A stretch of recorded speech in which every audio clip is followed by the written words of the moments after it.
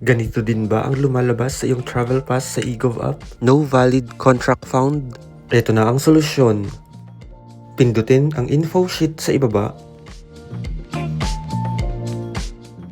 at gawin ang mga sumusunod. Mag-email sa support.hub@dmw.gov.ph. Ilagay sa subjects ang DMW OFW Hub Record Verification.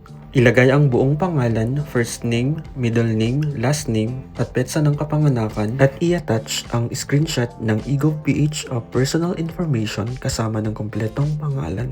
Ganun din ang screenshot ng lumalabas na no valid contract found. Nag-email ako October 27 at pagkatapos ng 4 na araw, November 1, nakatanggap ako ng email mula sa DMW Hub Support. Maaari na po kayo mag-eGov NGA's DMW Balik Manggagawa. Please bear with us, we are on a pilot run of the system. Thanks! Kaya napalagin ako nang masubukan kung okay na. Login gamit ang email.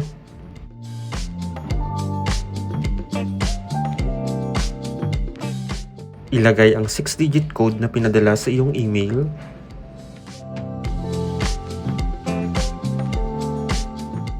Ilagay ang iyong 6-digit MPIN. Pindutin ang NGAs.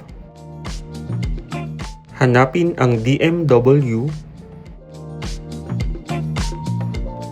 At pindutin ang Balik Manggagawa. Sumang-ayon.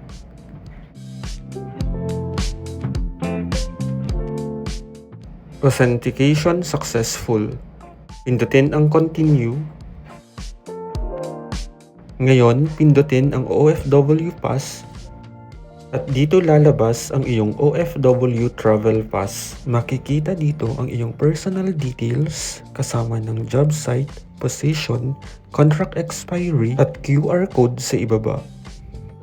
Kapag pinindot ang QR code, makakagawa ng OFW Pass na may Travel Pass number. Ito ang pumalit sa dating OEC o Overseas Employment Certificate na may kaparehong validity na 60 days. At kapag pinindot ang info sheet, makikita naman dito ang iyong Overseas Employment Records.